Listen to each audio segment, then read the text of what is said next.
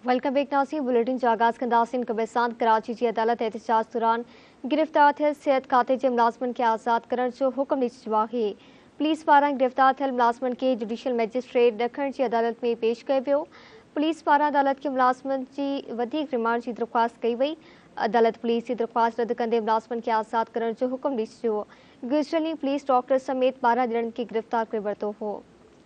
ख़बर अवां शेयर कई पिया। कराची में कराची की अदालत एहतजाज दौरान गिरफ़्तार थियल सिहत खाते के मुलाज़िमन के आज़ाद करण जो हुक्म ॾेई छॾियो आहे। पुलिस पारां गिरफ़्तार थियल मुलाज़िमन के जुडिशल मैजिस्ट्रेट ॾखण की अदालत में पेश कयो वियो। पुलिस पारां अदालत के मुलाज़िमन जे वधीक रिमांड की दरख्वास्त कई वई आहे। वधीक तफ़सील मालूम कंदासीं कराची में इसाक सरगी खां। जी इसाक, आगाह कजो। जी बिल्कुल मारवी ॾिसो कल जेको आहे पहिरां मेडिकल स्टाफ जे डॉक्टरनि खे पुलिस पारां गिरफ़्तार कयो वियो हुयो, अॼु अदालत में पेश कयो वियो आहे, जंहिंमें पुलिस पारां अदालत खां इहा इस्तदा कई वई हुई त जेके जवाबदार आहिनि उन्हनि जी जिस्मानी रिमांड जे लाइ जेको आहे पुलिस हवाले कयो वञे। तंहिंखां पोइ अदालत पारां जेको आहे पुलिस जी अहिड़ी जेको दरख़्वास्त खे रद्द करे छॾियो आहे। जेके बि पैरामेडिकल स्टाफ अमले जा माण्हू हुया उन्हनि खे अदालत पारां रिहा करण जो हुकुम ॾेई छॾियो आहे।